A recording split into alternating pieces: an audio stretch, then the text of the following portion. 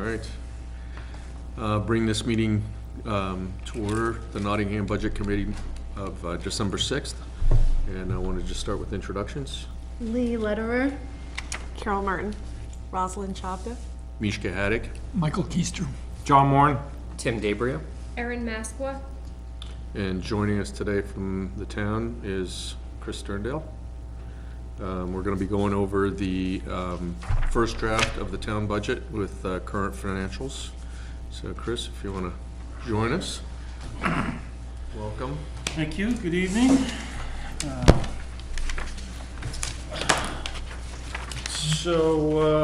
Since I was last here for a quarterly update, we went through the tax rate setting process, and I just at the last moment asked Miska if he wanted to run through that. That's the last piece in your packet. This is where this whole process ends up a year later after you get done with the budget and the town and the school get done. We come to a tax rate in November, and I just wanted to walk you through that briefly. Our tax rate for 2018 was $22.64 per thousand, which is up more than it typically is at about 8%. A few big factors that drive that. One is the tax base, the amount of property that we spread the tax burden over. That went up by about 1%, which is pretty consistent with the last few years. We're growing at something in the neighborhood of 1 to 1.5% in assessed value. We don't go through another revaluation for 2 more years, so expected that to more or less keep going given what we see on the development horizon. We still have one good-sized development on Maple Ridge. I think it may be halfway done, and a couple smaller subdivisions. We don't have anything on the radar that's big in terms of tax assessment. So we're optimistic that that will continue at least going up. So that, as the tax base goes up, the rate comes down. That's the only reason that matters. Another big factor is the net local school tax effort. That's kind of a DRA term, but it's the net of school appropriations and revenues. The school gives DRA their year-end numbers. Their year is finished by the time we set the tax rate, so they have pretty much full numbers for the year from their year that ended in June. The net change there was an increase of $765,000. On the town side, we have not yet finished the year, so we take what has been appropriated, the maximum amount that the town has been authorized to spend. We estimate what our revenues are going to be for the last 6 weeks of the year. And we take that net number, and that is the net town tax burden or tax effort. And in the rate setting process, the Board of Selectmen has the authority and opportunity to take money from the fund balance and reduce that tax burden. So there's money in the bank. There's only one way that the selectmen can spend that money without town meeting's approval, and that's through this rate setting process. They did that in 2017. They took $375,000 out of the fund balance and reduced the 2017 tax rate because that was going to be a big jump, and they had the opportunity to do it, so they chose to take money out of the bank and do that. They did not do that in 2018. Didn't have the same fund balance, and that's one of the big factors driving the town portion of the rate up. If not for that in 2017, the town rate probably would have gone down in 2018, but we have to catch up from that 2017 action. If you don't keep doing it every year, you got to come back and pay it in the tax rate. So that was the biggest driver on the town side. That was $375,000 in 2017 that came off of that tax burden, and zero in 2018. So that automatically creates an increase in the tax burden. The total tax burden was an increase by $369, so roughly the same amount as what we took out of the bank last year. So the town rate would have been flat or maybe down a penny but for catching up from last year's fund balance usage. So that's how we get to the tax rate. You've all probably paid it by now. I think we were due yesterday. So, the flip side is just a breakdown of the components and the history of the various components of the rate. I don't know if you have any questions about that process or that math. I do have one question. There was a lot of, I think, negative feedback when the bills went out in November. Is there any thought about sending education or something like this to explain to taxpayers that are, on fixed income, why the rates are going? Because I think an explanation of what you just gave us is great, but this limited number of us. Yeah, adding things to the tax bill is kind of a dicey thing from a process and maybe from a legal point of view. You got to be pretty careful about what you send out in the guise of a tax bill. I guess not in the tax bill, but maybe a week after, a week before. Something So separate. that information, this is on the town website. Yeah. So it's just a matter of directing people there so that they can. Yeah. If Yeah, of course, not everybody's on the web, and that this is actually verbatim from the website. This is exactly what we put on the website, so you may have read it already. We might be able to tag the tax bill in some way to point people at it. Adding something to the piece itself is probably a little dicey, Yeah. but and mailing things out, I think, is costly. But and I think if there had been a newsletter at the right time, we probably could have put something in there, but there wasn't one. So, Yeah. Sorry, raise my hand. So why was there such a fund balance of last year, the 375,000, and nothing this year? A few things. Did we not spend There's- enough last year, or we had? We came into, well, we have to run a surplus. We can't run a deficit, right? So we really add to the fund balance every year. So it had built up, 5-6 years straight. I mean, it was climbing. It was, in the board's assessment, it was more than they needed in the bank. It's our operating cash, so you can't just empty the bank every year and get it back to the taxpayers, because we need operating money in between tax bills. So, so that was a factor. That's why they felt like they had enough. And there were also some accounting changes. We switched auditing firms in 2018, and some changes around the USA Springs property. Actually, in an accounting sense, it didn't really change what we had in the bank, but it changed what our unassigned fund balance was. So those two things contributed to, in this year, give the board pause in terms of dipping into the bank. Those are the two biggest changes. Would it have been wiser last year to put in maybe 150 and do 150 this year? That's a just for decision, future that's a reference. decision for the board. Right, just asking if that's, I mean, you talk to them every In meeting, so- hindsight, yes. I mean, but you don't know. Sure. You don't know what the future surpluses are going to be. Because, yeah, I mean, like, a lot of negativity came at the Yeah. 8% increase, which, people Yeah. are asking why, because, if you don't pay attention to what's going on, Oh, yeah, no, it's traumatic. they think something absolutely. really bad happened or something happened. Yeah. No, it's hard to know what your future surpluses are going to be. You can't really count on them being there. I had another thought on that line, but I lost it. Yeah. But yes, in hindsight, we know that now, yeah. But it's not sustainable. Using the fund balance, unless you do it every year at roughly the same amount indefinitely, you're always going to have. There's always going to be, you're not going to You're have. always it. gonna Oh, have yeah, it. absolutely. I understand Yeah. that. Now, and obviously, you'd love to be in a position to do it every year. If you were in a position to do it every year, you'd clearly be budgeting way too much and taxing way too much on the front end, so. Yeah, No, understandable. Yeah, Just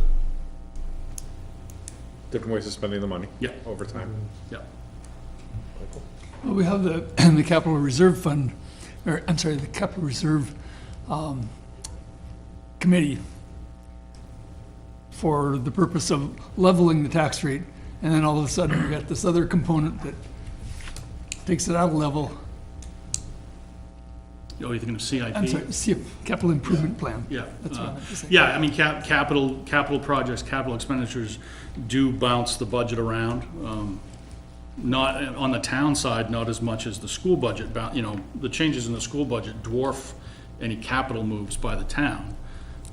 generally speaking, but. A lot of that is predictable though too, particularly when Yes. it comes to high school enrollment. Yeah, I don't know that side of the, I don't know that side of the ledger, I just get the bill. So we can anticipate when some heavy tax years are gonna be from the school enrollments, grade by grade. And But you're the experts in that, not me. When is the last day for the towns for fiscal year for this year? December 31st. December 31st? Yeah, Okay. yeah, So so, literally, we got 3 weeks left. yeah. And this report was done this week. That is dated November 16th. For 16. Oh, okay, so it's back there, okay. That's why I was just looking at some of 6 weeks the left. percentages saying, well, Yeah. Well, We're that's, at that that's a much good, time if you're done with this topic, it's a good segue into my next thing. I don't want to skip ahead of you. Yeah, no, We're probably gonna finish, with 200 to 250 in surplus, something like that, on the $3.7 million budget. That's pretty typical to have something in that range. It's 4 or 5%, something like that. We never know where it's coming from. This year it was mostly vacancies. yeah, But, because of the positions that we don't have. I know what you're. Yeah, no, we got, Yeah. we got, Yeah, we got holes no in a highway few department places. manager, no, gotcha. So we budget for those things, and, if we don't spend it, we don't spend it, so. So we will finish this year with a surplus, as we always do, and this year's will be comparable to the last few. So barring any other accounting or, surprise changes, which I don't think we're gonna have, we will be adding to the fund balance as we come into 2019. Fund balance to come into this year was around 1.4 million. And there's a whole lot of motion during the year. We don't really know until we get through the audit how that comes out with the reserve funds, the trust funds, it all shakes out, but we'll add to the fund balance. And the fund balance is for the purpose of?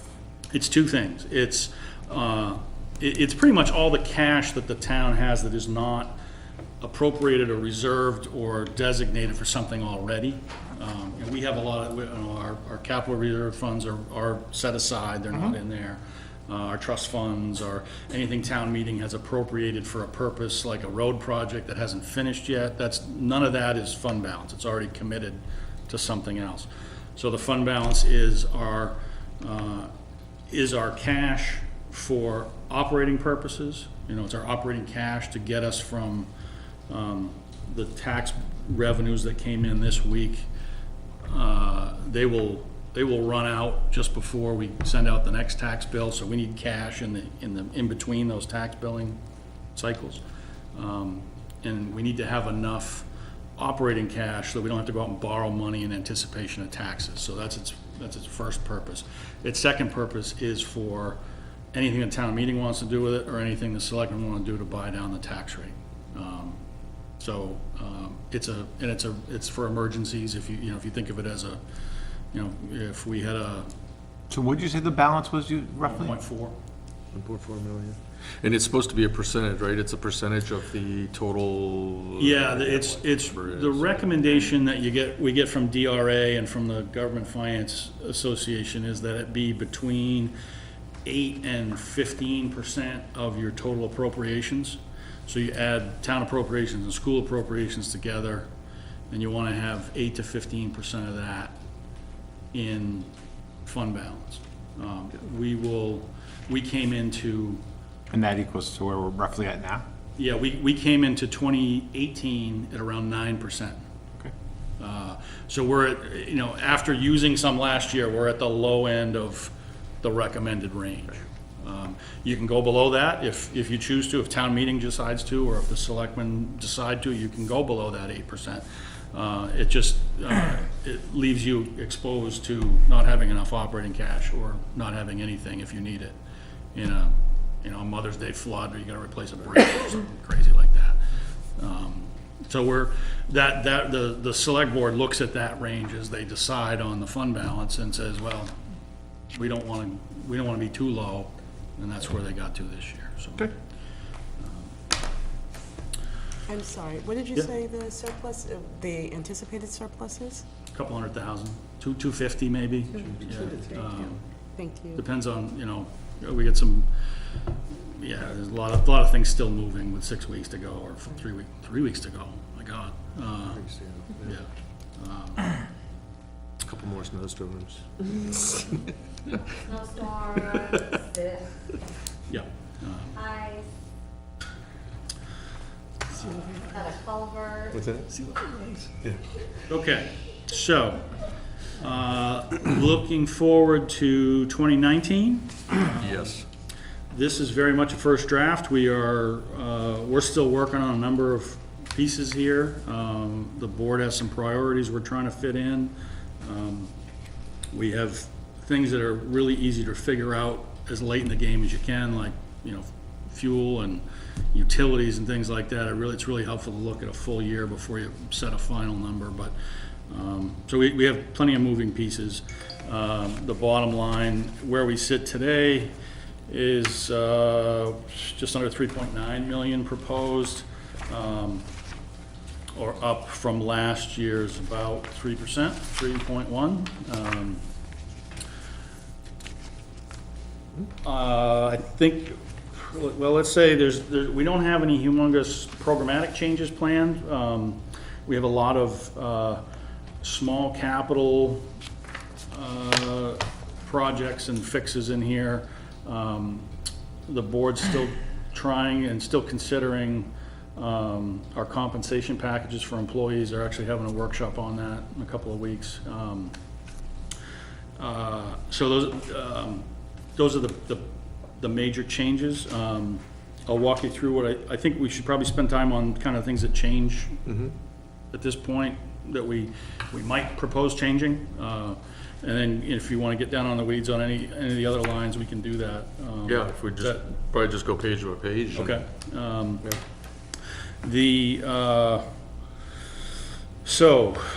In the executive section, we're hoping to add Office 365 software. If you're familiar with that, it's a subscription-based thing. We have this hodgepodge of software and licensing now and archaic email.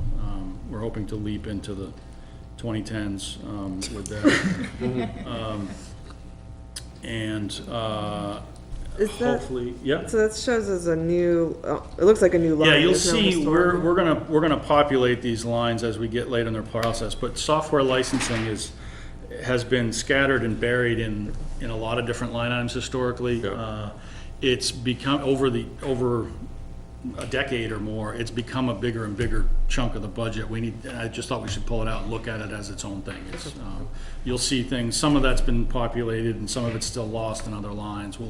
We'll get that in as we get through the process and be able to show that as a cost, because it's showing up across virtually every department is now, carrying some kind of, telephone used to be a big chunk of the budget and used to get a lot of attention and long distance, who spent it long distance, right? So, and that just doesn't matter anymore. We've consolidated that because it's not as big a number anymore and it doesn't bounce around. So we make minor changes like that as the costs drift over time. What's ArcGIS? ArcGIS is ArcGIS. Geographic Information Systems. It's Oh, right, the okay. mapping. We have kind of an entry-level subscription there. We're starting to integrate that into first our highway stuff, and eventually we'll get better at it and use it in other places. But we have one user at this point, and he doesn't know very much, so. All right. Yeah, and right now we're exploring adding a payroll service. We do all our payroll in-house, and we are really dependent on one employee, and we are still on paper-based timesheets. You'd think we would have time clocks or some time tracking mechanism. We don't have either of those things. Again, would add some redundancy and some internal controls that we just don't have now, and allow us to shift work around a little bit. So we're still exploring that, but would be a good addition. Would that be put on something other than miscellaneous if you do? Yeah, that's gonna go down into personnel administration, I think, before we're done. That's really where it belongs. We just don't have a line for it, so, You mentioned Q1, will there be additional fees, or would that? No, this would be an annual, Cover there'd be it an for the annual annual, cost, Q1 okay. implementation, Oh, okay. yeah. You'll see on line 30, that this year is where we put the funds for the renovation of the town clerk and tax collector's office. That's wrapping up now, so that's gonna come down next year. We had a project in there, we won't need to do that again next year.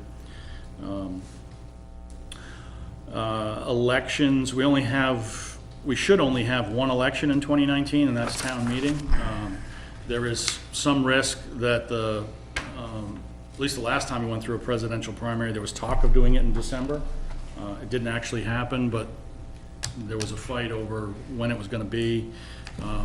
If that happens, we're not gonna budget for that to happen, but we know it's a risk. So we have funds in here to cover that 2019 town meeting, as well as the training that will lead up to the primary early in 2020. We'll have to have all our people trained up before the year ends in all likelihood. We don't know the date yet, but. Maybe January 2nd. I'm doing Arizona. Could be. Let's see, and you see us breaking out the, we've had a few different flavors of election worker. We've got our folks that work election day, and then we have the supervisors of the checklist who work year round. We've just broken that out to give each of them some control over what they're spending. Total spend isn't gonna change dramatically over time, but, and you see, things like printing and stuff go down with fewer ballots to print. Moving on through financial administration, on line 52, you see that going down. Two things happen there. We have a periodic, I think it's every 3 years, we have a special audit that we have to do, that we did in 2018, don't have to do it in 2019, and we also entered a multi-year commitment with our new auditor at a rate lower than we had budgeted, so we get to pull a little bit of that back. Assessing, we've almost eliminated a position there. We're still sorting out how that's gonna be forever, but one full-time slot we don't need to budget for next year. We may have some smaller pieces to make up some of that work, but saving some there. Okay. Yep, Which line are you on? 69. Oh, okay. Yeah, sorry, Can I skipped sections, I'm sorry. Yeah, can I go back just a little bit? Yep. It's lines 59 and 60. You've got training and support, which suddenly, Yeah, that's Go on. you look at 59, 60, those are gonna even out. It turns out in this case that virtually all the training and support was spent on software in this department, so that's a software cost, is gonna move to a software line. okay, and then it says software licensing, software licensing, 7,800. It says tax collection and bookkeeping software, but then isn't that? So what is under the the town clerk section? What is that? Town clerk, the town clerk software is the vehicle registration stuff. Oh, okay. The bookkeeping is our it's our main So it's financial not, system. okay, I Different thought it was systems, tax yeah. software also. Yeah, All right. and a tax collector has a component of our assessing software, essentially. Okay, Yeah. thank you. Can I ask a quick question Yep. about 66? So the tax collector telephone, and then the note says all community center phones merged to THOB? Yeah, you'll see a big jump in one telephone line down in the facility section where we used to spread the phone costs over everybody that had a phone on their desk had a different line in the budget. We're scrunching those into one place later down. You'll see that same note in a number of places. Thank you. Those telephone lines are gonna look like a mess this year because they're implementation of our new system and a change in budgeting at the same time. we're gonna end up spending about the same amount total on telephone service, it's just gonna look different. Awesome, thank you.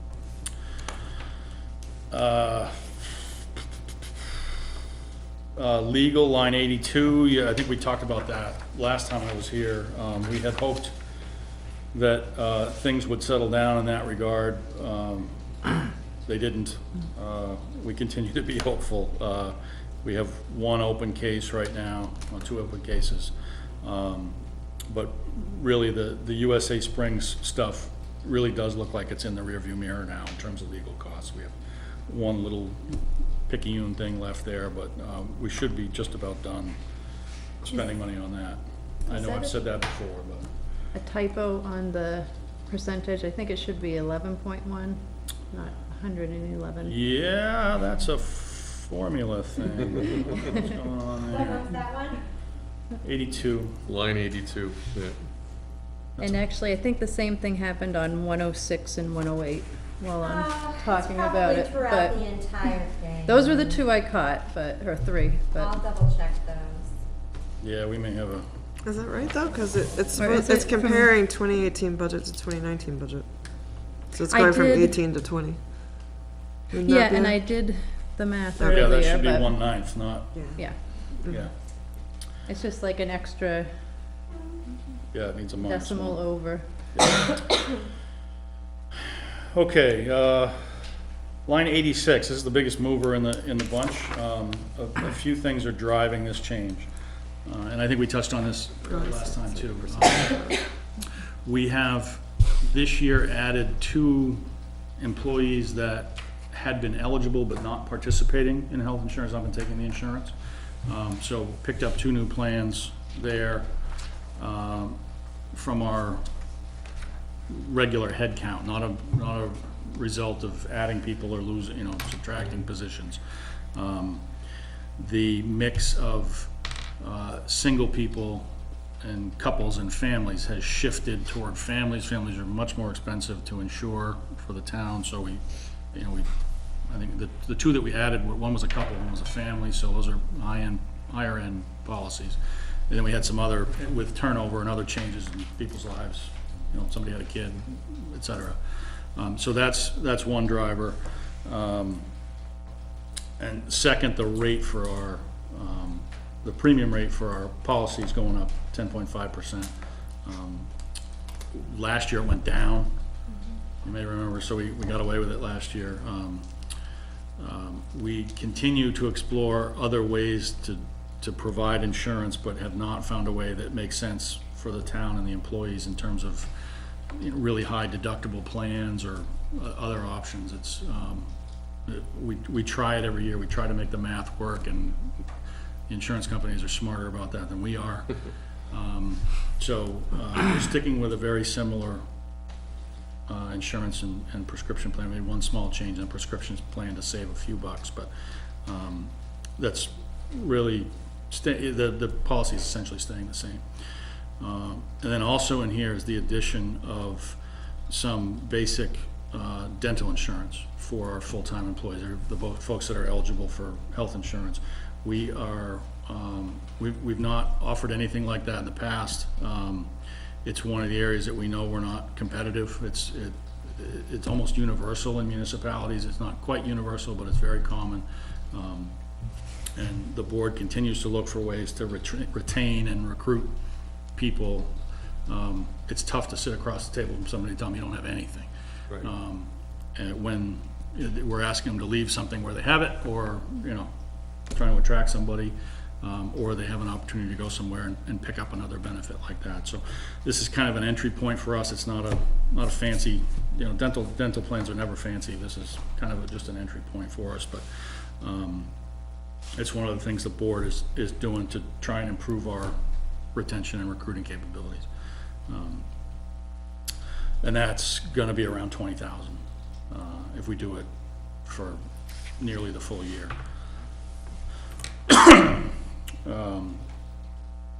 The New Hampshire retirement system, that's 92 and 93, lines 92 and 93, police and fire. Our police officers and our firefighters are in the New Hampshire retirement system. They're required to be by law. The rates are set by the retirement system. We just have to write the check based on what we spend. Those rates actually will go down mid-year next year, which is the first time that's happened in some time, so we'll shave a little bit there. For other full-time employees that are not part of the retirement system, the town offers what is essentially a 401k program. It's a 457, but it's a lot like a 401k. In another retention and recruiting effort, the board increased the match that we give to employees this year. We, not being in the retirement system for all of our other employees, is another detriment to our recruiting and our retention. We don't pull people. It's very hard to pull people out of other towns, not that we're trying to raid our neighbors for employees, but you know, employees in neighboring towns, or perhaps more importantly, state employees who have related skills that we would like to get. It is a big sacrifice to leave that mid-career and come to a place where you can't get it. You're walking away from a pension, and we really can't. You know, it's hard to compete. So we have to try and make that a little bit more attractive.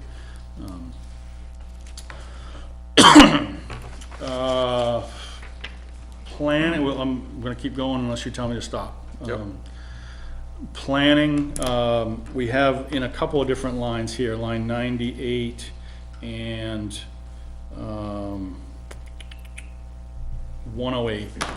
The planning board has identified needs around updating their master plan, their zoning ordinance. We last year saw a need for some permanent planning type help. We don't have any professional planning expertise on the town staff. A town of this size and the planning board at the level ours is working on the things they are. We need something in the way of professional help, whether that looks like a contracted arrangement with a company or a quasi-governmental organization like a planning organization, or a part-time employee. We're still kind of working through that with the planning board, but we know we need that. We're seeing the lack of it in delays for applicants, you know, legal challenges. We need more professional help in that regard. The planning board has identified it. We've identified it, so we put a little bit more in there for that this year. Hopefully we're in a position to start looking for that soon after the new year. So that was budgeted, or at least. We put line something 98 in was last budgeted. year in line 98, and we keep adding to the list of things we need to do, and that could be two different firms or people. It could be one person that does it in-house. We haven't established that yet, but zoning, not much happening What's there. the, Yep. I'm sorry, so 2018, we haven't expended any of it yet? Nope. They didn't create the position. Hmm? They didn't hire anyone in 2018, but they budgeted for it. Right. So that wouldn't even have, where would have, did you have anybody as an interim or not even as a contract, short-term? No. Nothing? Okay. No, could have used it a couple times. No. Okay, town hall, moving to the 120s. This is a lot of the facility things townwide. We have facility costs for most of our buildings in here, as well as tucked in a few other places, but we have a few items to tackle here. Line 125, we'd like to tune up the bathroom at the recycling center a little bit. Line 128, we have two things in mind here. One is the kitchen behind us, across the hall. You've been in there, you know it hasn't changed in 20 years. The cabinetry and the appliances are pretty well shot. Kitchen here? Yeah. And that's a quote? No, that's a guess on cabinetry and a couple appliances. It may not be enough. We'll have to. Really? Yeah. I'd like to spend that on my kitchen. Well, it's going to have to be at least a little bit commercial weight. You know, it's not. Gotcha. we're not looking for a cafeteria, but we can't do it from IKEA either, you know. I mean, it'd be kind of somewhere. So you're in looking between. for more than just a residential kitchen stove? Yeah, I think to hold up, I mean, it's been, what, 20, 25 years or whatever it is to last that long. I don't Yeah. really want to do it Okay. on the cheap. Well, they only have 22,000 for the kitchen. The other part is other stuff. Yeah, 22,000 for a You're kitchen. gonna be lucky to get. Yeah, I think, I'm waiting for a seems like a heavy quickie number. estimate on that, so I as soon as think I have that's a that, we low may pull number. that back. I was just thinking the same. Mishka, you haven't done your kitchen lately. That's a low The number. process for that, you will, But you like, think that's low? get a couple of, or For however many cabinets? bids. I don't know how Yeah, many we'll shop that one Shop it somehow. out, Yeah. Yeah, we really haven't put a lot of thought into design yet. I think we're just gonna kind of replicate what's there. The layout's functional. We don't want to move plumbing and make it a bigger production than we have to, but that room gets a lot of use. There are a lot of community organizations that are in there. There's, Oh, the Cub Scouts use it all the time. yeah, there's always somebody in there. And we might get more interest in people using it for their own private things if it was, you know, a nice space. We do get some of that, but, you know, it's really, it's one of the community spots that a lot of people use that don't interact with the town facilities in other places. It's the one thing that they see in many cases, so. Speaking of that, up a couple lines, the bathroom update, Yep, have you guys, like, is this maybe the one there's only one bathroom, turning that into two, or is it the other one? no, it would just be replacing fixtures and, you know, maybe put something on the floor, and if you haven't had the opportunity to stop in, you can use it. It is available for the public. And the plumbing's okay now? Yeah, I know it's there've all been right. some problems. It's okay. Past, Yeah, I mean, we have to, you know, pump the septic tank, but, you know, that's not a facility that we're gonna sink a lot of money into. It's, you know, the shell of it's not worth that much, but Which building are you talking the about? recycling. The center. the bathroom update. Yeah, that's That's for the Oh, recycling at the center. recycling. That's the Oh, okay. recycling Yeah. center. Probably not Sorry. one that Oh, So there was, Oh, you're thinking of, I'm you're thinking thinking of over these. here, yeah. No, these are working like a charm. Okay, good. Now that- That's all, plumbing's all. For those of you that were at town meeting a couple of years ago, you'll Yeah. remember the, So I do have a question regarding that line item, though, 125, the recycling building maintenance. Expenditures last 2 years, right around, you know, just over 3,000 in 16. Yep. Almost 4,000 in 17, and then we had a budget of 4,000 this year. We ended up expending 7,500. yeah, we had to replace the doors on a couple of the storage trailers in the back of the facility. You may not have even seen them. They're back there where Yep. things get staged before they're picked up. Right. They're old tractor trailer, trailers, yeah. right? The doors that roll down on those both needed essentially to be replaced. And there was something else we did. We had to fix One of the machines. a window. The balers have held up okay. Bobcat needs maintenance. Yeah, that shows up somewhere else. Yeah, Which one? Bobcat. yeah, there's a equipment, Equipment the maintenance, yeah. equipment maintenance is accounted for There's a somewhere line in else. there for a while and stuff, so. Yeah, Okay, so the budget for next year, you're basing it on the standard expenditures throughout the year plus the $3,000 for yeah, a bathroom? that's an early guess, but Okay. I think that's probably gonna come back too. I don't think we're gonna need that much to tune up the bathroom, but. Okay. To go back to line 128, we also need to do something around the flagpole out here. We've got a constant washout and drainage problem. We've got to retain that somehow. It's washing into the parking lot. If you come up through there, you've seen it. The ground's evaporating underneath the flagpole.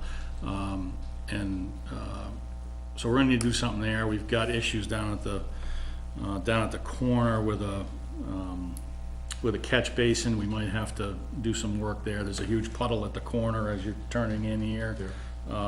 They were doing some drainage work today to try and keep some of the water from flowing across there, but as you came in tonight, you saw it's kind of icy and stuff, so.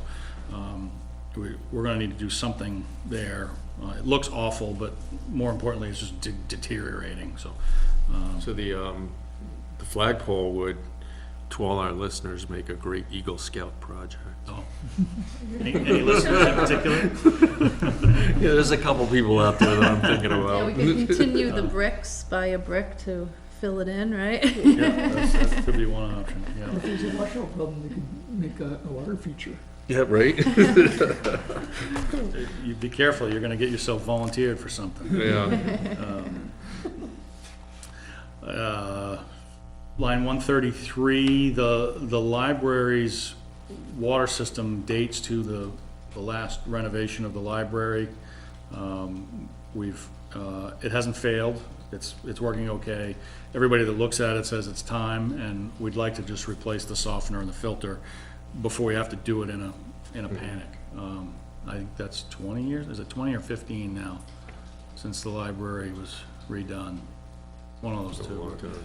I know the roof Whatever was it is, done. we're now outside the stated life of Right. the water treatment system there. That's something we'd like to do before it becomes emergent. Electric, this is just plugged in until we can swallow all of this year's billing changes around our solar installation. It's too soon to understand what all happened with all of it. We knew coming in that our prices were gonna stay about the same, but we've got different accounts now. We got checks coming in on the net metering side, and we got two buildings at play. We're not ready to pin down a number for the budget purposes. It's gonna come in right around what we spent last year. But where we just flicked the switch on that 2 months ago, and we have some quarterly activity with some of those accounts, we just need to get later in the year until we can really estimate a number. But the net of all of it is gonna be about the same, because we knew coming in that, the rates are gonna be comparable to where we were. So, we'll get you better numbers on that as we get later in the process. The heating oil, the prices have jumped, you've probably seen that as well. Our heating oil lock-in price is up dramatically, propane up not quite as much, but we have been historically a little over budgeted there, so we'll look again at that as we get into December. Obviously, we have kind of 2 winters for heating season within the calendar year, so when we get to December, we'll look at that one more time. That's gonna end up being around the same, maybe up just a little, certainly not by a third. There's one note there. We had been considering changing the waste oil furnace at the highway garage. We're not gonna do that this year, so that note is old, doesn't matter. You said you had been considering changing what? The furnace at the highway garage, Furnace. we got a waste oil furnace there that just gives us fits. We spent a lot of money maintaining it. We need to do something with it, but we need to do it in the context of a bigger project there, so we're gonna wait a year and decide what to do next year. And here at line 152 is where you see the telephone stuff all coming back into one place, so that all those accounts that used to be scattered all over the place are in here. Can I go back real quick to Yep. line 149?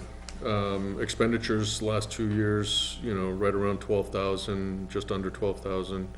Then we had a budget of 20,000. We've so far only expended 10.5. Right, and yet that's- we're going back in with another budget of 20,000. That's why I said we kind of plugged in what we had. When we get a full year under us, that's probably gonna come back. I'm trying to remember, why was the... Why did that jump? Yeah, why did we plan? I don't know. I have to go back and look at that. Yeah, no, because prices last year were pretty stable. I don't know why we did that. But, yeah, given where we are at this point in the year, even with an increase, I would expect that to come down before we get to the end of the budget process.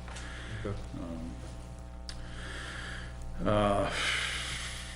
Line 157, those of you over by Garland may have noticed new fencing around the Old North Cemetery. If you take a drive down Garland Road, you see replaced the old chain link fence that was falling down all over the place. Looks great. The cemetery trustees want to do that across the street at New North. We got similar fencing challenges there. We may look at one of our trust funds for this, so this is something that's maybe smaller by the time we get to the end as well. But that's one in a annual list of things that we'd like to get caught up on with the cemeteries. Is that a lot bigger? Is that why the It number's is, a lot yeah, bigger? yeah, it's much longer. Is there a reason why we chain link fence the cemetery? Why we have the fence around it? Well, you have to delineate where the burial sites are in some way. You don't want people, traipsing on them by mistake or driving on them. This is the street side, so you need to mark the outside of, somehow, of the cemetery. And you gotta do something, so this is what they've chosen to do. I thought it looked great, but you can do it, you can. I never go to Garland Road, so Yeah, well, it's a little off the beaten path for me, but. yeah, and I guess, you want the place to be respectful and look No, I'm not, reasonable. and- absolutely so I think 100% for that's the that. motivation, yeah. I was just curious, I mean, Yeah. I think it's you have to secluded, mark nice area, somehow so. where, okay, this is where the cemetery starts and this is where people. Where it go. ends, okay. Right, yeah, so they gotta have something, it might as well look nice, I guess is the thinking. Let's see. Workers' comp, we saw a little bit of a rate increase there, and on property and liability, we saw a bit of a decrease.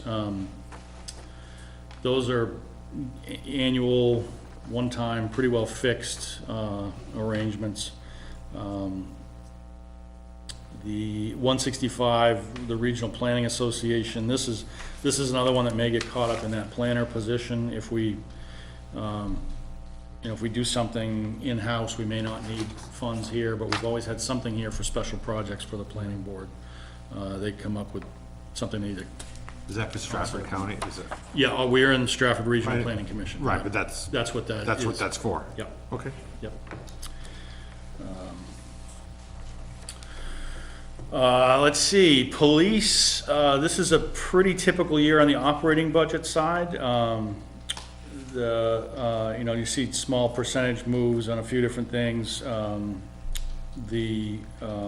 The biggest item here is a cruiser. We typically replace a cruiser each year. We have 4.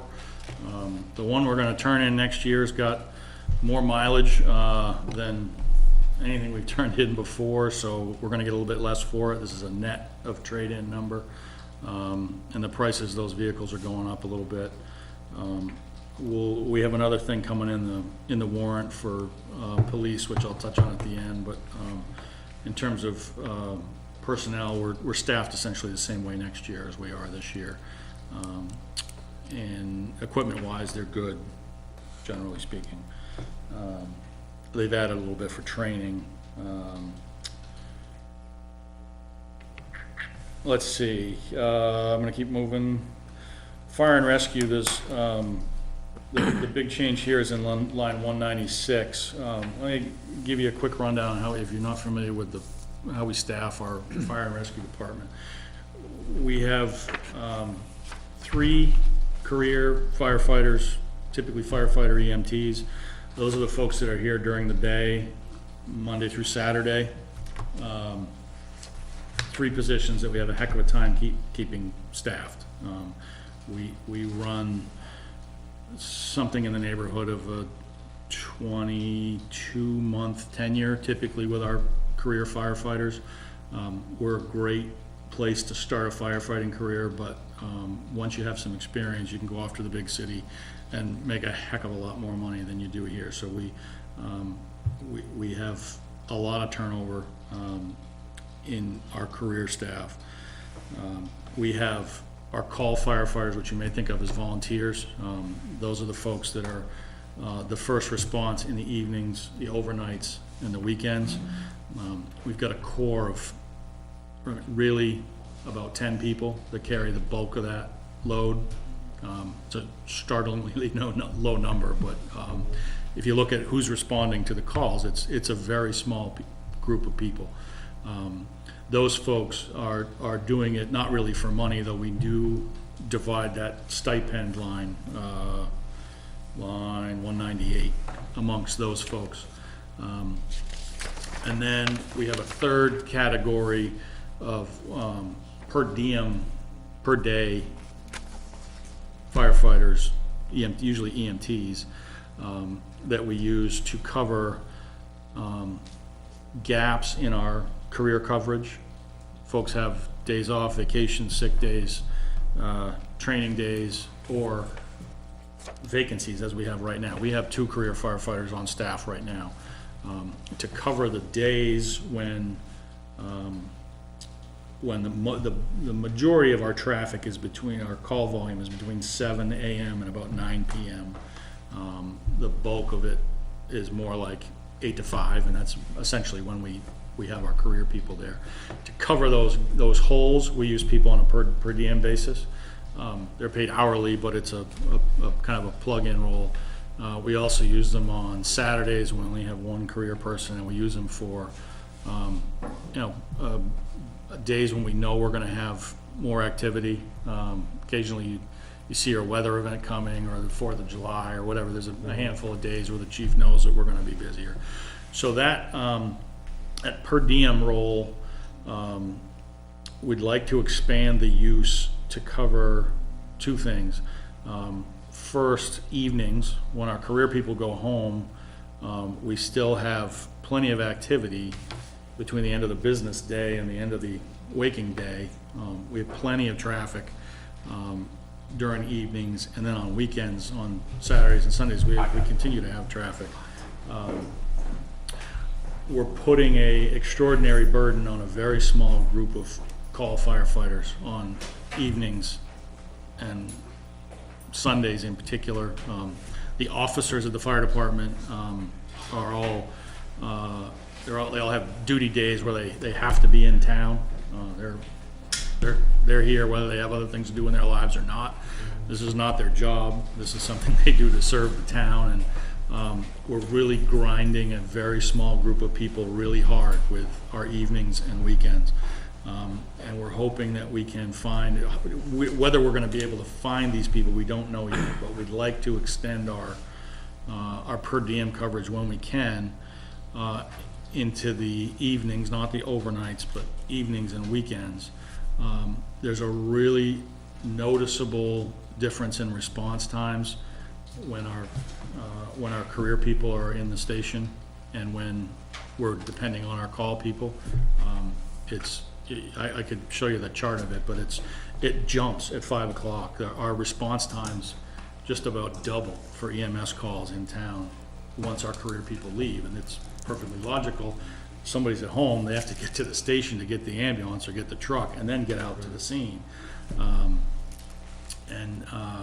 So 2 things we'd like to accomplish: drop those response times in the evening and the weekends when we don't have 2 people ready at the station, and ease that burden on our very small core of people that are, they're committing to, even if they don't have any calls, they're committing to be in town, be home, be ready to go overnight during the week when they have a job or whatever they got to do, or on a weekend. We need to work our way toward not being so dependent on such a small group of people.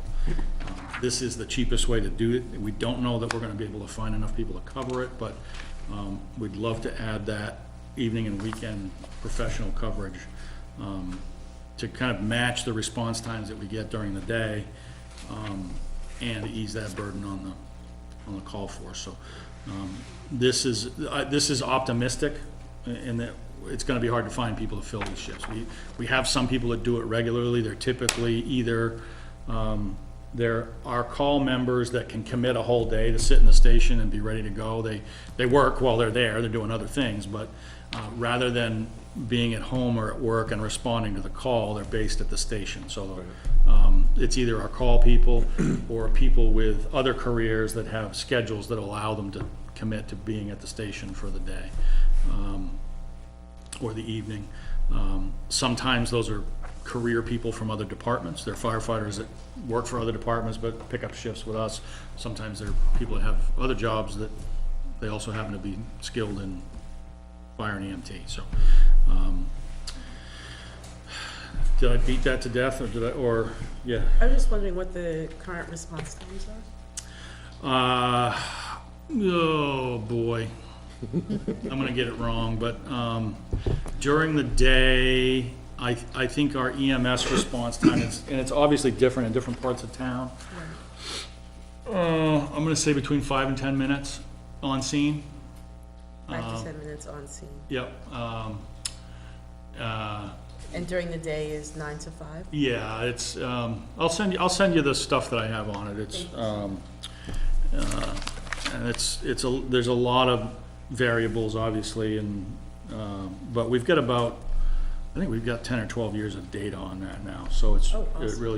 it really jumps. I mean, the numbers really jump out at you. Thank you. And the chief will have fits, because he, you know,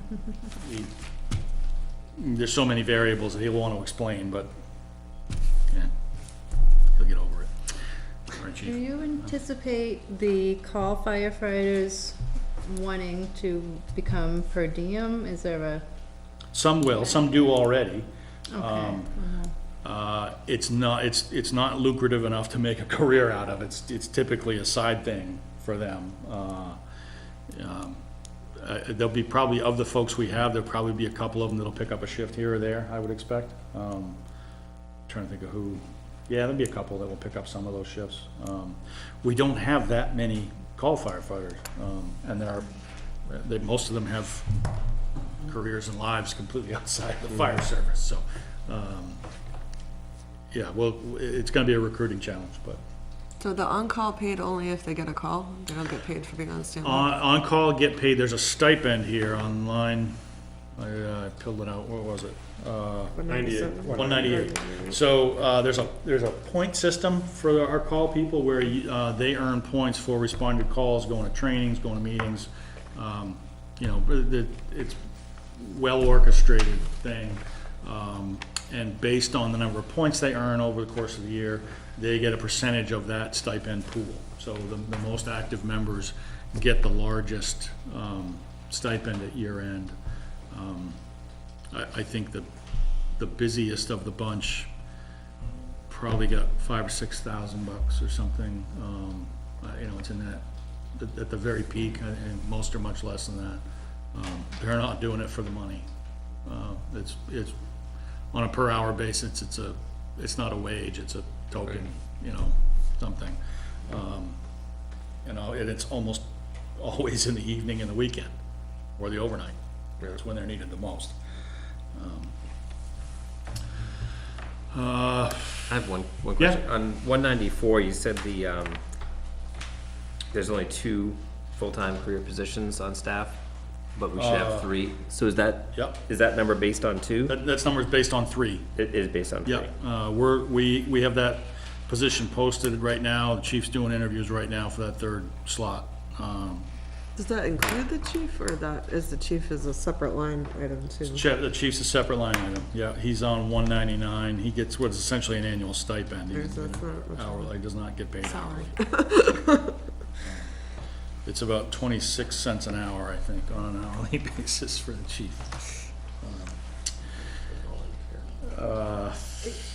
Is this how other towns do it? Yeah, it's common for towns our size to have this mix of career and call people. Some are more dependent on call or per diem. I don't think, there probably aren't many our size with our almost exclusively residential community. If you got a small community with an industrial base or something, they have a much different profile. But, across the region, fire departments are struggling to find people. It's the small towns in New Hampshire. The small towns are constantly losing people to the big city departments. It's the opportunities there are much greater. The pay is better. The hours are better. The overtime's better. The schedule's better. It's a constant thing, and a lot of people are retiring or aging out, and we aren't attracting the number of people to that. Same thing happens with police.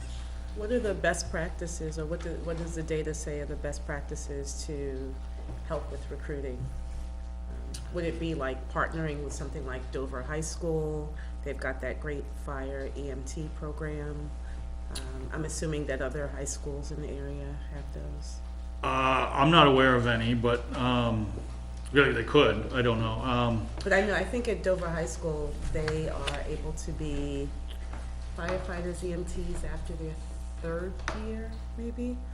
I've been there twice in the last week hearing about it. Yeah. I'm pretty sure it's after their 3rd year.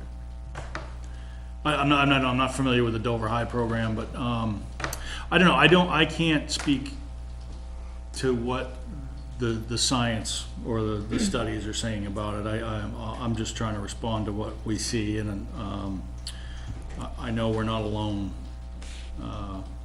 And I know our biggest challenge isn't necessarily finding people, it's keeping them. It's we're on a pace to lose one of our career people every year. For the last 5 years, everyone that we've lost has gone to a bigger department with a 24-hour schedule. That's the biggest draw for other people. And so when they're training or in their 1st year, they're obviously not as efficient as they would be after they have some history with the town. And so, okay. Yeah, no, yeah, you have familiarity with the town, with the equipment, with your coworkers, all of it. Yeah, it's all valuable.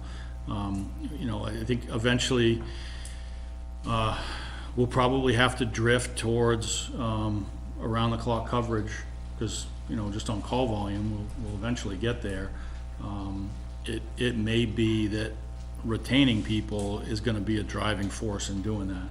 One of the biggest draws for people that we lose is, a department like Dover. I think Dover's on this, but it's essentially 24-hour shifts. It's 2 days on, 5 days off a week. And not two consecutive 24s, but, a 24 and a 24 with 5 days off, that allows folks to go off and have other careers, let alone other jobs, or do the same work in other places, either for a private firm or another town, what have you.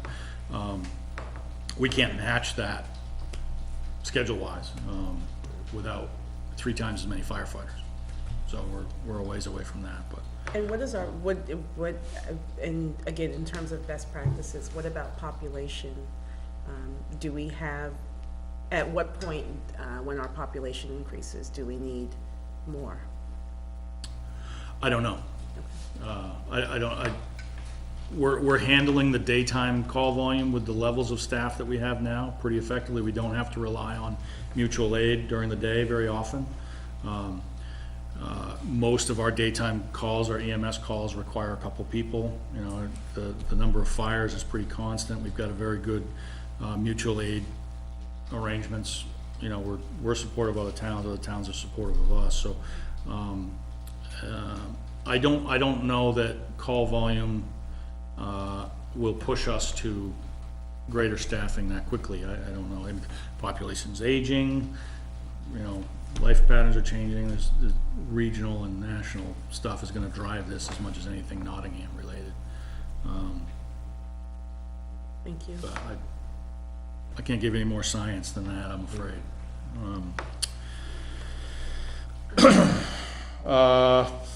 Let's see.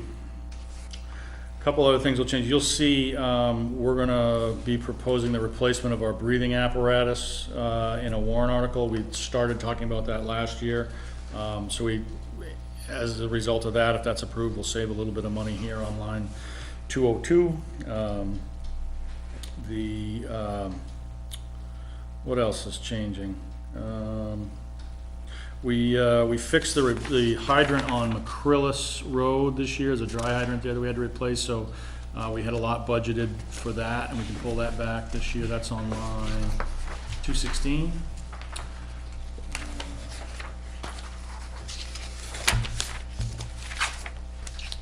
I'm gonna keep rolling along. What's on Yep. line 221, the hazmat, Yep, What was our big expenditure there? Considering we had 0 and 17. yep, I don't recall, I'll dig it up. What was that, 121? 221. 221.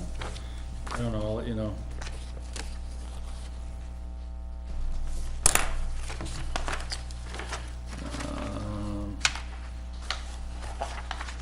All right.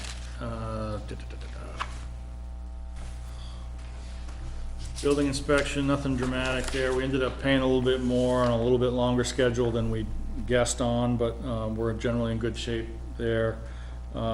We have another new subdivision in the pipeline that may create more work, and Maple Ridge continues to be busy. Emergency management remains about the same. Highway, few things moving around here. One of the hardest things for us to budget and plan and guess on is plowing. Obviously, we don't know what the weather's gonna be.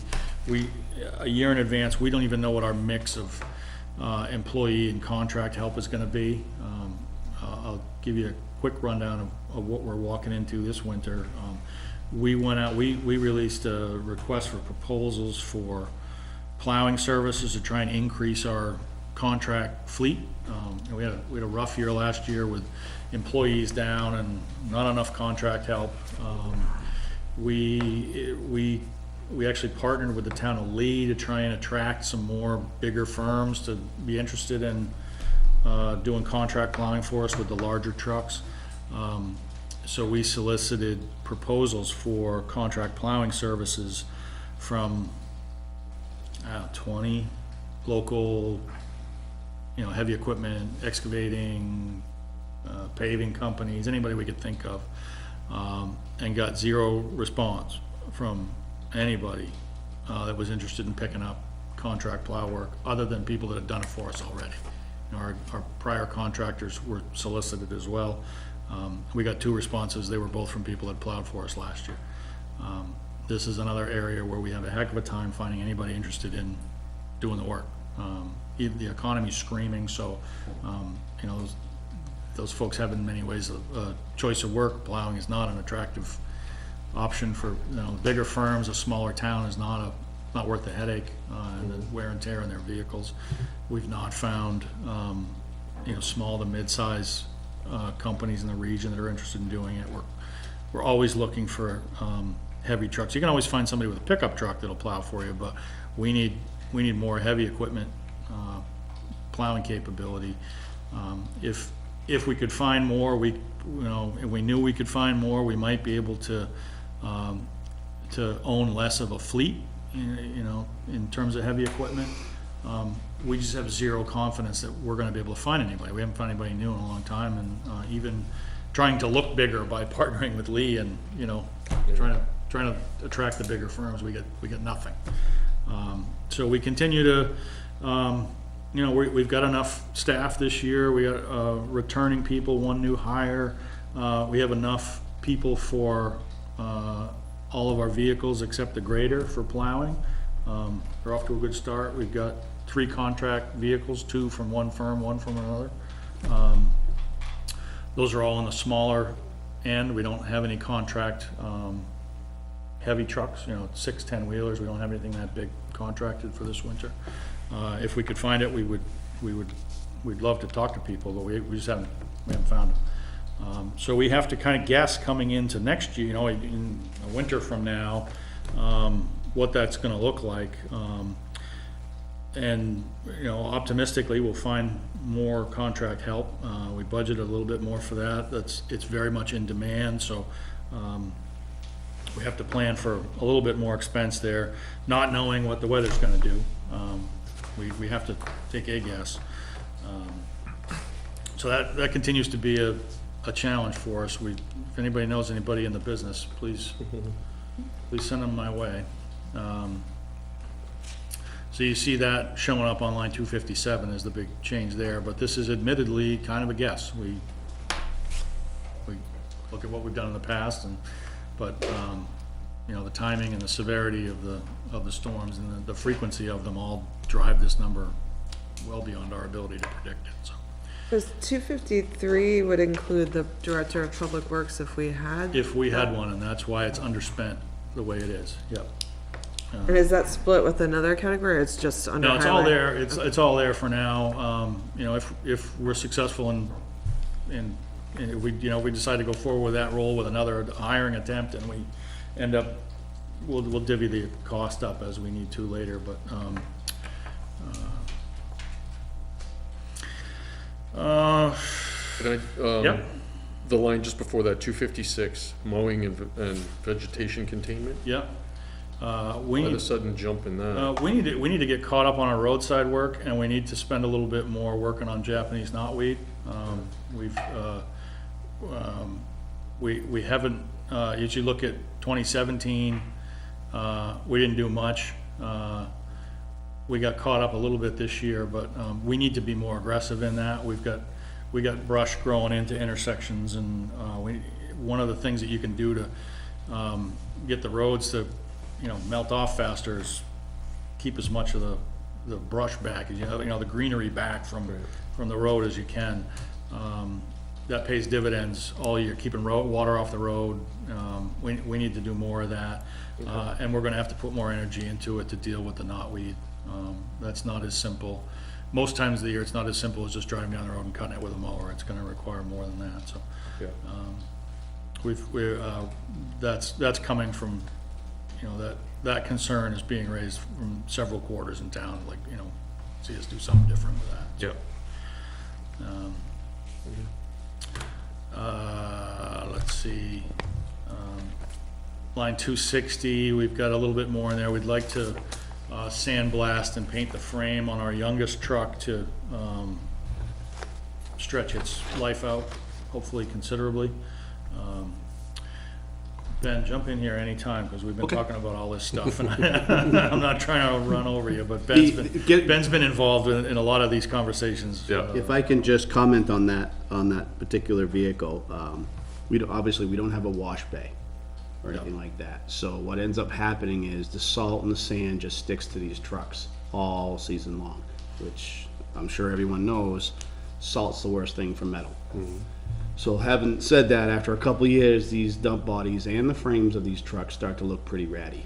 So until we decide whether we're gonna have a wash bay for these trucks at some point, tend to be a little more proactive and maybe sandblast, repaint, and just preserve the life of the bodies of these trucks for just a little bit longer. Try to get the most use out of them while we have them, as opposed to letting them just rot. Yeah.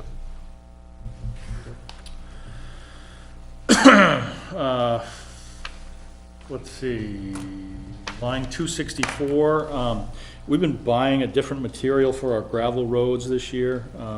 We historically pretty much used what we could find in the pit, and did we talk about this last time? We'd spent a lot more money. Okay, yeah. so I won't beat that to death, but we'd like to continue doing that. With the crushed stone and stuff. Yeah, it seems to be packing really well. It's holding up better. It's not the cure-all. We still got gravel roads, and we're not gonna fix that, but particularly in the lower traveled areas, it seems to be working really well. This year was kind of an experiment. I'd like to keep doing that, and so we've set aside a little bit more to do that with. And let's see, fuel, this is another kind of a guess item. We'll come back and look at this, but the price of the pump is higher this year than it was a year ago. We know we're gonna see something there. And then line 272, this drops dramatically because this is where we put the funds for our new 1.5 ton 550. I don't know if you've seen that floating around town. It's been in service for 6 weeks. And getting rave reviews from plowing operations. It's a great size. It looks like it's gonna be a real good fit for us, much better than the smaller truck that we have. Obviously much cheaper than a heavy truck, can't do everything that the 10-wheel trucks can do, but so far, been a great addition. You driven it at all? I know you practically Yeah, I bought the drove it thing, back but when we you drove picked it up. back. That's as far as it Pretty went. much. Yeah, Brought it home of course, in one everybody piece. loves to drive the new equipment, right? But, it's, everything works, it's all hydraulics and everything, it's a big hit. Okay, we'll keep rolling along. Line 275, this shim and seal coat line is where we've, historically, what we've been doing is overlay, laying new asphalt over existing gravel roads. We are late in a road surface management study with the Regional Planning Commission right now, where we've surveyed all our asphalt roads and we're evaluating different maintenance methods for different, call them priority roads. We've had pretty much two flavors of maintenance, either overlay it or wait till it needs to be completely rebuilt and, taking it down to the road base, build up the road base and put new tar on it. There's a whole menu of different road maintenance methods that are available to us, everything from squirting stuff in the cracks to shims and lots of different seals and things. I'm still learning about all of them, but we're gonna come into next year with trying a few more methods that we hope will save us a little bit of money and stretch the life of the road network out at least the quality that we're at now. The survey has told us so far that our asphalt roads are in very good condition. We're fortunate. If you drive in other towns, you know that Nottingham's asphalt roads are in pretty good shape. So we're going to come back and hit this number. I think we might be able to save a little bit here when we come out of that study. It's an area where we always have held back. This is an old story where you got money that's been authorized, but you've got a second winter coming, and this is always a place where you can do a little bit less and pull back. So what you're doing is pulling back on maintenance work. We'd love to get out of doing that, but because it's a big number. It's $300,000 at this point. So shim and seal coat is basically maintenance. This is asphalt maintenance, and you can call it what you want. Whatever road there is out there, just to maintain it. Yep. Yeah, well, when we come into the year, we'll have a better idea of which roads those are gonna be. We're not making that up on the fly. Doesn't matter what but, road, it's any road. It's any road, yeah. Except for the highways, right? We don't have. State to highways, go we for- don't touch. Yeah, we're lucky in that manner. So fixing potholes or whatever, it's just. This has typically been more the contracted projects. This year was a stretch of Deerfield Road, Little River Road got ground up and repaved. Kelsey Road was overlaid this year. Those are all bigger jobs that we contract out. That's what this is typically. A truckload of cold patch, that gets lost in the highway department somewhere. These are bigger jobs typically. That's what's been spent out of that line historically. Did somebody say something while I was rambling? Where did Lakeview fall in on that? Yeah, Lakeview was left over from last year. Last year, right, Yeah, yeah. that was a special appropriation from the legislature that we used to pay for that. Same kind of project though. Yeah, Lakeview was finished this year as well. Yeah, and I can't tell you what those are gonna be next year, if there's gonna be any that get that level of work or not. We'll do something. We have a handful of roads that need it. We know what they are, but we haven't picked them yet. Excuse me. Let's see, animal control, welfare. We don't typically tinker with welfare too much because you can't control it. And it's not that much Can we money. go back up a little bit? Yep. Sorry. I skipped over solid waste. I'm Yeah. sorry. So we have that Let's see. testing due to the capping. Yeah, of line the 280, we still haven't heard from DES what they're gonna want us to do in terms of testing for PFAS, but we're gonna suggest something to them since they've been silent, and that is that we just continue testing at the site with some set frequency. I don't think it's gonna be necessary to continue testing, outside the landfill, but, it is a more frequent thing. It's a new test that we did it for the first time this year, so, And what are they typically requiring? Is it an annual test, or is it a? yeah, we're gonna say, hey, how about we just test for that while we're doing all our other regular testing, Okay. DES, how's that sound? Great, thanks. That's what we're hoping for. We're gonna fill the silence for them. And then the line 280, the next one right after that, collection fees, is that that's for when we actually get rid of the waste from the transfer station? Yep, that's the Okay, hauling and that's what we're disposal. paying to get it, Yep. get those Yeah, dumpsters out. the vast Okay. majority of that is municipal solid waste. Yeah. It's the trash hopper. We are starting, we pay some hauling for some of the recycled materials, and we talked last time about Yep. the recycling market. Changing. Yeah, we're coming into a new contract for that, so we're gonna come back and look at this at year end as well. That number may change a little bit. And then the next one is the equipment maintenance. Yep, They're in that group. two things there. One is, you may be familiar with the pile of tires out behind the building. The state has always wanted us to cover them somehow. Ideally, you don't have tires stacking outside with standing water in them. Mosquitoes and so on. Yeah, exactly. It would pick your mosquito-borne illness. We always have to admit to the state that we don't have them covered, and we'd like to get that taken care of. So we've applied for a grant to cover the cost of half the cost of a storage container to put them in. It'll slide right into that spot, keep them covered, and we have to touch them twice anyway, when they come in and when they go out, so it doesn't Right. cost us anything in that regard. And then the second thing is a plow blade for the Bobcat to help with the cleanup and the fine tuning that the recycling center staff, they're counting on the highway department to get the first push through and get the big cleanup done.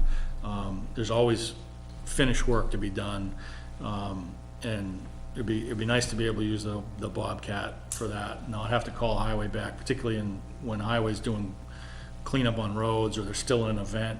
The recycling center opens when the recycling center opens, doesn't really care what the weather is. And that's a $2,800 item, I think, that we can put on our current Bobcat, and allow them to do that. On line 282, the equipment maintenance, what was the big jump on that? That was the Bobcat we mentioned earlier. We had repairs on the Bobcat and the forklift this year. Okay. Those were the two biggest ones there.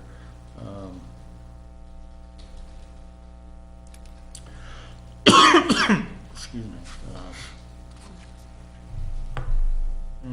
All right, so we good there? Yep. Thank you.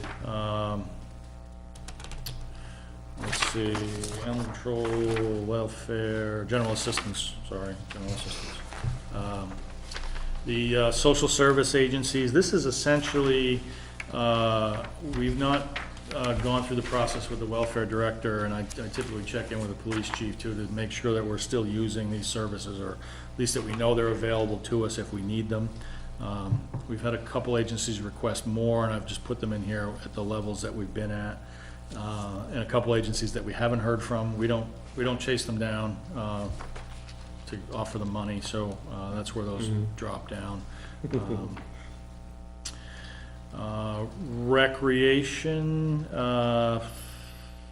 they would like to add another concert to the summer series. They had a great year this year without big turnouts. And what was the other thing they're gonna do? Oh, they wanna tune up the fishing derby, and I think they're looking at tweaking that a little bit. They get a great turnout for it, but, and we had some extra costs in here that were related to Nottingham / Earth Day. that are actually offset by revenues. So we have to show the expense here, but the net total is about the same. You know, they pulled in quite a bit more revenue this year out of that event.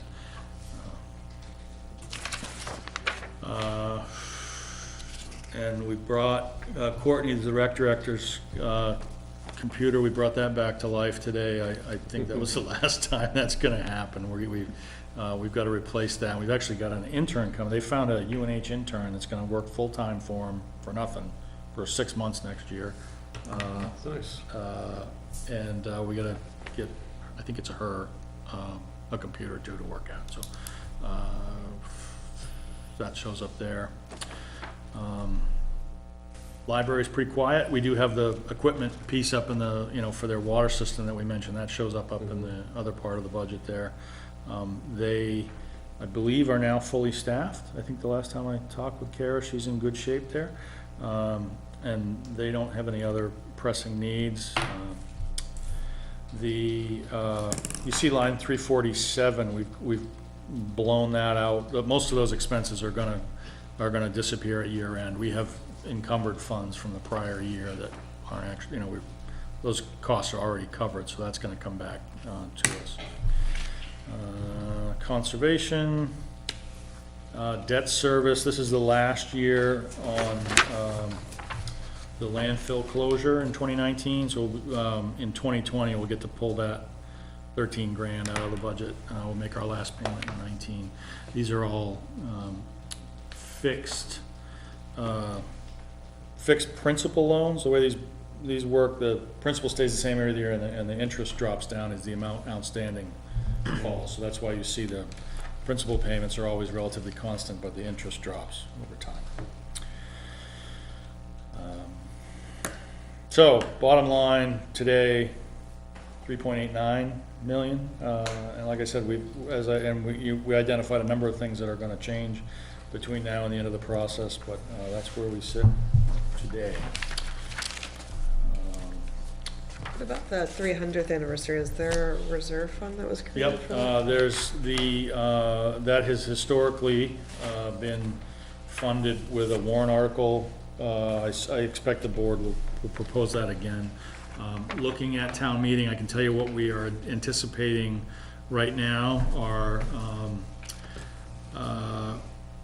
in terms of things that have a tax implication or a spending implication, replacement of the breathing apparatus for the fire station, which will be paid for by the capital reserve fund, purchase of a 10-wheel dump truck to replace the 6-wheel thing that's limping through this winter, paid for by the reserve fund. Deposits to the capital reserve fund, which are comparable, maybe with the exception of highway. We have reserve fund. We will probably propose reserve fund appropriations for highway vehicle, fire vehicle, 300th anniversary, the town facilities emergency ETF fund, same stuff, you know, all comparable to prior years. And then one-time costs are, we're hearing from two things from the departments that the board hasn't weighed in on yet. One is replacement of the extraction vehicle, accident extraction equipment for the fire department. That's, I think what they have now is about to come out of license or code or whatever it is, that whatever the standard is. It's reaching the end of its life. Yeah. And second is mobile data terminals, computers for the police cruisers. Despite the chief's best efforts, we are again being dragged into the 20th century, and many of the day-to-day police functions are moving to computer-based stuff. In order to communicate with the county, we're in more and more, we have to be on the mobile data terminal. So they're going to propose adding the 4 of those to the cruisers. I think with no small amount of pride, the chief will tell you that we are the last town in the county to do this, and he's waited as long as he could. But that's I think about a $50,000 item. The extraction equipment's gonna be about $40,000. And we haven't seen anything else dollar-wise that will make it to the ballot, so you can kind of add that to the tax impact. If you're thinking in terms of tax impact and tax increase impact, you can add that to the 118 to see where we are today in terms of what the impact tax-wise would be. We don't, other than we see small changes in recycling revenue. Motor vehicle revenue will continue to creep up, but no dramatic changes on the revenue side yet. Assuming that the economy, keeps cruising along. Yeah. Any estimate for the warrant articles here that you have for the 535,000, that's the pre-existing, or that's the? Is that a legacy number from last, what are you looking at, 535? Where's that? That is a carryover. That's carryover, okay. Yeah, It is the proposed amount at this time, but I don't know how Right. seriously they've talked about it. yeah, so that's a weird number, because a lot of it's coming out of reserve accounts. Right. It's not yes, you're spending the money, but it's not the same as a one-year appropriation that you have to raise taxes for. The total of those warrant articles will be up a little bit because of those two, the fire and police items. I think will be up over last year in terms of tax impact, but not dramatically.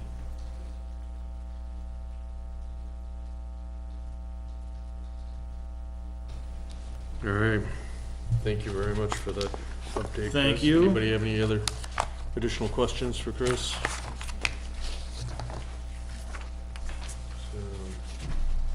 All right.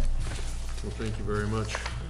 See you when? Weeks, right? Will we come back? Next week is Second discussion. draft in mid-January, maybe? Next week, that we hear to talk about this budget, and then January 17th, Mid-January. with department heads. Yeah, if you identify anything at your next meeting that you want to see any of the department heads, it would be helpful for us to know that as soon as you can. If there's anybody you want to talk to, we'll get them in, but the sooner you can tell us that, the better. Okay. All right, thank you all. Very good, thank you.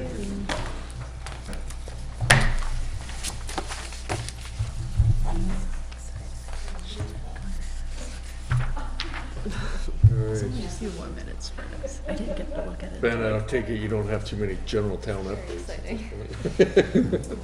Probably none that you haven't already heard about. Right. I don't have to go over that, do I, or? No, no. No, okay. Yeah, You want You wanna hear what's going on? well, I want to hear a little bit more about the USA Springs property. Oh, yeah. Well, I would defer that to Chris. As he was trying to sneak out the door. So, the USA Springs property. What about it? the Route 4 property? Yes, the Route 4 Route property. four, that's what we're Route gonna 4, call thank it. you. Dirty Kind of word. like the old school, new school. Yeah. Yeah. Is there a specific question? The solar. Yeah, I heard something about a solar operation. Yeah, so the board just got a proposal from a firm that is interested in putting a utility scale solar generation facility there. It was a kind of a first look. We had a lot of things to evaluate around it, but the general concept is that it's a long-term lease of the land, 25 to 40 years. They would put about 20 megawatts of generating capacity there. It goes right into the grid. This is not a net metering arrangement where we're generating our own power. This is like a power plant. Right. What else is in that proposal? There would be, they'd basically lease the entire parcel, or the 3 tax parcels, but they lease the entire thing, use the vast majority of it for solar panels, and pay the town to rent the land, lease the land, as well as pay either property taxes on the panels, the improvements, or pay a payment in lieu of taxes that we would negotiate. It would be a 25 to 40-year lease with a bond for the removal of the equipment at the end, if it comes to its end of its natural life and needs to go away. The town would retain ownership of the land, so would rent it for 40 years, take the tax payments for 40 years, and then have an empty piece of land on Route 4 in 40 years. Do you know? That's the concept. There's a The town long way to of, go, but. The town of Merrimack, New Hampshire is putting one in right off the side of the highway. Yeah. It's gonna be like 10 acres. I mean, it's pretty freaking big. That's small compared to what we're talking about Well, here, I'm just but, saying, I yeah. didn't, So I just heard on the radio another, is it Merrimack or Milford? Milford just went public with this Right. same firm today. It's the same one? Yeah. it's the same, that's the same one that you're looking at here, right? Milford and, Right, for the. yeah, Nottingham. the Milford thing that came out in the news today is the same firm that was talking to us, yeah. Yeah, I don't know where the board's gonna go with that. They got a lot of work to do to, evaluate that, but, Do we, certainly there's a lot of upsides to it. It doesn't require anything of us. they said that there's like wetlands and conservation issues with the Milford parcel. Do you know if we have similar, We have wetlands, yeah. are there like, The Species backside of that that, we yeah, I mean, it's gonna require a full study on their part of the wetlands and everything. Solar is pretty flexible in that regard. They can tuck it up against the buffers and the wetlands as they want to. But you see other towns doing it with closed landfills and Superfund sites and that kind of stuff. So there's a lot to evaluate there. It's in terms of tax benefit, it's pretty significant. If you compare it to what you'd have to build there to generate the same amount of tax revenue, it could be attractive. And certainly leaving the land there for the next generation to decide what to do with it again is very attractive as well, so. And doesn't require anything. It doesn't. Yeah, there would be no no police, additional no fire, burden no on school the kids. school Yeah. or anything like that. So, on the surface, it has a lot of attractive elements to it. We have a lot of homework left to do. Has there been any discussion at the board of ensuring that there's language in the lease that the leasee could not sublet to Water Baldwin? Yeah, there'll be, yes. Operations Yeah, going on underneath the There'll panels? be some, whatever we do, there will be some protections built in for the groundwater, and, yeah, that's, everybody's For been anything else. crystal clear on that. Any estimate of how long the evaluation is gonna take? No, this is one of those moving targets. Any long-term lease of the property, is likely gonna require town meeting approval. So it's not something believe it or not, the board could sell the land, but, because it has the authority to do that, but it doesn't have the authority to lease it forever, so. And if So even a small lease, like yeah, a, just like the solar panels on the roof here, that was a lease of town property and that needed town meeting approval. So if they decide to move forward with a lease arrangement in any eventual reuse, you'll see it before town meeting. We still have one of the things that complicates this is that we are still in the 3-year period where the prior owners and mortgage holders can come back and buy the property, reclaim the property. The likelihood of that seems pretty low. We're about halfway through that, right? We're about halfway through that period, and the amount due is now something in the neighborhood of 1.5 or $1.6 million. Nobody's gonna pay that much for that property in all likelihood, but from a development and financing point of view, it's very hard to get lenders when you don't have a real clean title like that, if that's hanging over it. So it's, whatever happens there is, we're not gonna see any development until we get out of that window. Right. Can At there least any still be development a, that you'd wanna have, yeah. can there still be a warrant at this March town meeting to allow the Board of Selectmen to move forward with approval? That's a possibility, yeah. They wouldn't recommend it if they weren't closer to deciding that it's what they wanted to do.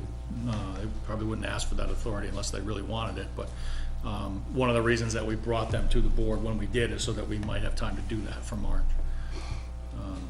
could they do the short-term study lease without? town No, meeting? what the vendor, for lack of a better word, the proposer, really needs an extended period of time to do the engineering, and connecting to the grid is a big production. Big spend, big engineering, it takes, probably a couple of years. So this proposal, whether, it's just a proposal, but the proposal here is that they would get basically exclusive right for 3 years to enter into a long-term lease. So the risk for the town is that they spend 3 years and then do nothing. So this is not all upside. This is the town would be foregoing the opportunity to do something else for 3 years. Obviously, the objective is to get it producing some kind of tax revenue in a way that is, fits with the rest of the town. There's all those dreamy things that we talked about. There is risk and downside to it as well, and that's really it. But if you can make some money in that year and a half or whatever's left before you can close the USA Springs completely, it's better than nothing. Yeah, but if you get to that point, then you're committing to a 3-year exclusivity, really. Right. So we couldn't even, we couldn't market it or explore other possibilities in the event that they didn't do it. They didn't, if they they find a better piece of land, they can't connect to the grid, the financing falls apart, the economy falls apart. There's a whole lot of things that, those are the things that we have to weigh before we enter into this is a long-term commitment. So if we did it, it could be a home run, but it could be a gamble as well. That's really what we have. We have a 3 or 4 page proposed letter of intent. That's the extent of our, the details that we have on it, and a lot more negotiating to do. It's positive outlook, anyway. Well, it's great to be thinking now about what can become of this property instead of what we used to be thinking about. Right. It's a good place to be. If I could do a quick segue, because every meeting you ask me anything with the CIP committee, speaking of it. You almost heard from me today. We're really late with that. We're waiting for the school's proposal, the package from the school. We Just threw that in your lap? We worked on last I know we've been night. poking people, but that's what we're waiting on, yeah. Realistically. We may, I was actually, almost wrote today to try and get a schedule thing started, just so we get started, but, townside, we can get you the townside stuff very soon. That saved us the line for later, right? There you go. Thank All you. good. So, thanks again, Chris. Okay, I'm gonna go sit in the back row and wait for some of you. Escape quick. All right. So the next item on the agenda is general school updates. Well, last night we worked on our CIP. So we are about 2 weeks out from the end of the school, the end of the December, before we go to winter break. We currently have about 511 students. And as you guys know, that fluctuates. You have some who go to homeschool, come back from homeschool, go to charter schools, come back from charter schools. We worked on our CIP last night. We worked on our warrant articles.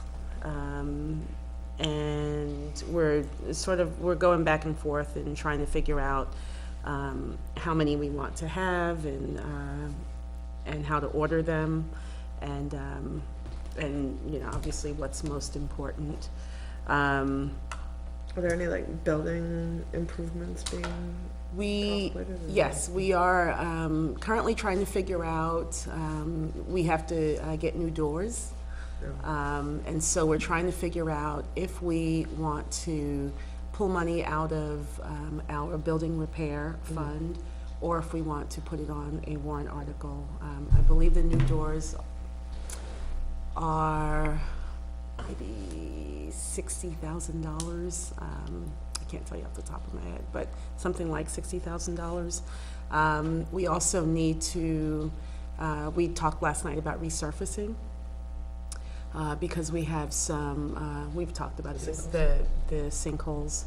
I like to call them big potholes, but I've been advised they are sinkholes, or impending sinkholes.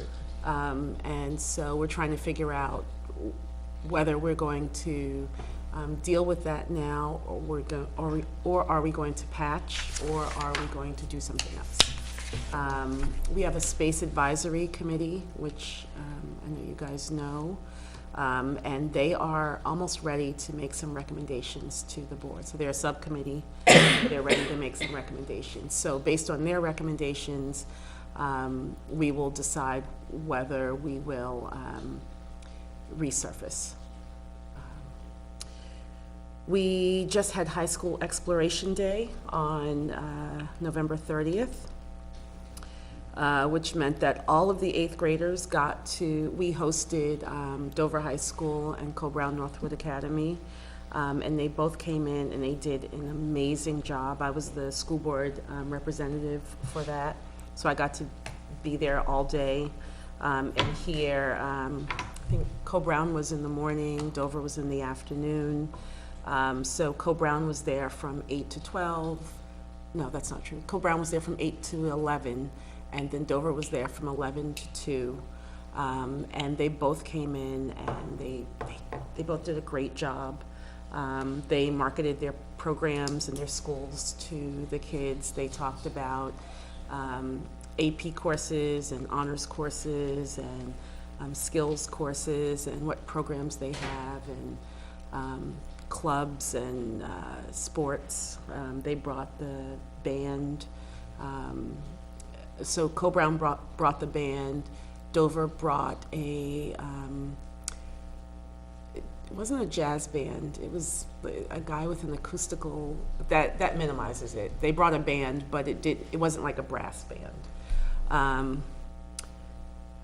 They brought robotics. It was amazing. Dover is really smart. So they had all the 8th graders in one room, and they asked them, so now's your chance to ask questions, and the kids were just kind of sitting there. And then they started giving candy for questions. There were so many questions that after a while they were like, okay, we can only take 3 more questions. But they did an amazing job getting them to engage, and the kids they had a lot of great questions, and questions that you might not think that 8th graders would think to ask, but they asked a lot of really good questions. And they did a great job engaging with Co-Brown also. Co-Brown brought their mascot, Benny the Bear. Yeah, my kindergartner said there was a bear in school. Yes. I wouldn't believe him. It was very cool. It was very cool. And so the Co-Brown paperwork went home 2 days ago. Today's the 6th. So the Co-Brown paperwork went home on the 4th, and it's due back on January 3rd. So we will have a good idea about who's going where. And so if we get your Co-Brown paperwork back by January 3rd, we know that number of kids is going to Co-Brown. We're going to assume the rest of them are going to Dover, and that will have a huge impact on our budget. So unfortunately, we don't find out the Dover High School number, what they're charging us, until September. But, we put in a small markup, and we hope that it's, not that much. And they give us estimates, and the estimates are not always really close to what it ends up being, but it's what we have. And Dover registration is in February. So, but by then, we're all set. We're done. And that's it. I think I misunderstood, but the space committee, isn't that, you said they're gonna decide on whether to repave? they're not gonna decide on whether to repave. They've looked at a lot of data, and they're going to make recommendations to the full board With regards to space within the school, right? with regards to space in the school. And I think she was saying that depending on what they propose, they may or may not go forward with paving Gotcha. this All year, Right. depending on if you're gonna spend money on something else. Right. Or try to Yeah, spend it was a something. little- Right, sorry. Yeah, if we decide that it makes more sense to get a modular or to bump something out, then it would go into a spot where we would have just paved. Right. So it makes no sense to put money into paving. Yeah. Yeah, hopefully not the sinkhole. No. So the money, or the doors, so to speak, is that for the entire building or the back, sides, because the front, it's not too It bad. is various places in the building. Okay. And the majority of the doors are exterior doors, so they have to be done. Okay. We're just trying to figure out, are we going to use money that we already have in funds, or should we be trying to raise more? Okay. We want to smooth out all of some of the maintenance that we have to do. I've been this is my 4th year on the board, and almost every year we push things ahead, and we push them ahead. And again, Scott Brown does an amazing job doing maintenance, but there are some things that we've said to him year after year that we can't do. And so we really need to do some of those things. And so should we put it on a warrant article, or should we even be raising any more money for the warrant article, for the fund? Yeah, so we're going to be going over that on the 17th. I think it's the 17th. So, yeah, 17th. Yep. All right, any other questions? Thank you, Alan. Next is subcommittees, which we covered, so we're all good there. And then approval of minutes from last week. I don't know if anybody's had the chance to read through those.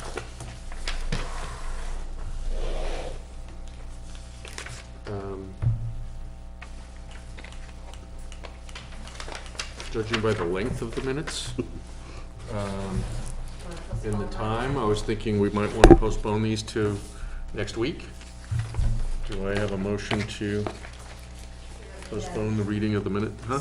Don't need to? Okay. Make a decision to do so. Yep. You guys okay with, you all okay with doing it next week? We have a very sleepy child over there.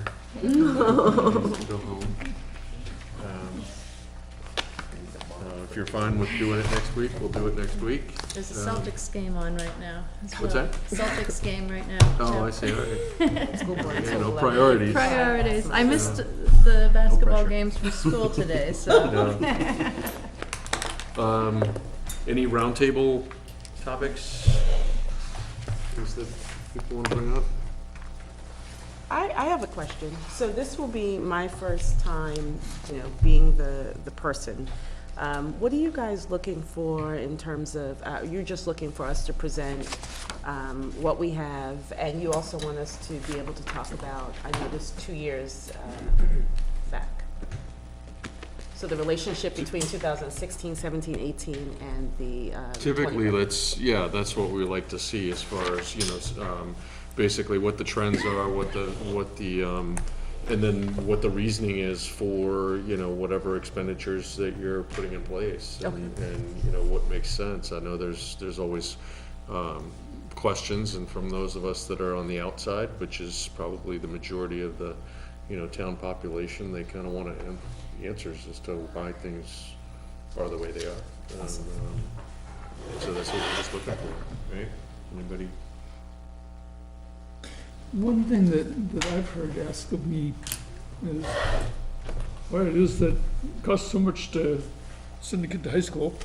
I'm curious as to what goes on at the Dover Budget Committee that shows what the high school expense per student is for Dover students, just to see if there's some parity with what we have to pay, or if we're So transportation. you want to Yeah, know without transportation. what Dover High, Are you asking what other towns pay Dover to send their No. kids there? No, more specifically, if you have any information, or can get any information about whether Dover is setting our rate according to What it costs to educate the child? what they're paying, what they're costing against their own children, or if they can get more revenues supporting their expansions from out-of-town tuitions. I've heard that they charge us less. I have no numbers, but that's like, Less than than who? what they charge the residents of Dover. You have to, Because they want to entice other towns to Fill the space. come to their places. I wonder if they Again, I don't know cost if it out it's by true, school but though, because they've got elementary, middle, and high school. They're Yeah, probably more it's than one. hard. I It can was a- ask. Elementary. Yeah. I can ask.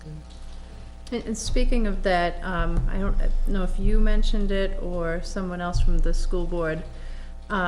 It's supposed to be a fixed cap of what they can, We Not for need to Dover. stop Not- saying that. or, okay, It's not if a you cap. can clarify It's that. not a cap. It's never been a cap. But with our agreement, We do not have an It's- agreement for a cap. We just do not. And I know that people in town keep talking about a cap. We do not have a cap. We were supposed to have a 4% cap. My first year on the board, we talked a lot about the fact that Dover High School had a 4% cap. That is absolutely not true. What happens if the increase is more than 4%, we have the right to take our kids out. No one we would never do that. We would never, ever do that. Just if just- you don't find out till September. Where you're gonna put them. So there is no cap. It's more, people now, every time they say cap, there's no cap. It's like a big joke at the maybe school board seeing table. the It's a s- history of what the percentage is. Well, it was supposed to be no more than 4%, and then the first year that they were building the high school, I think they came in and proposed like 11.8%. Yeah, I remember that vaguely, Yes, so. so it's not a cap, it's never been a cap, and it's really, they charge us what they charge us, and that's the truth of it. I don't even know why we even talk about the 4%.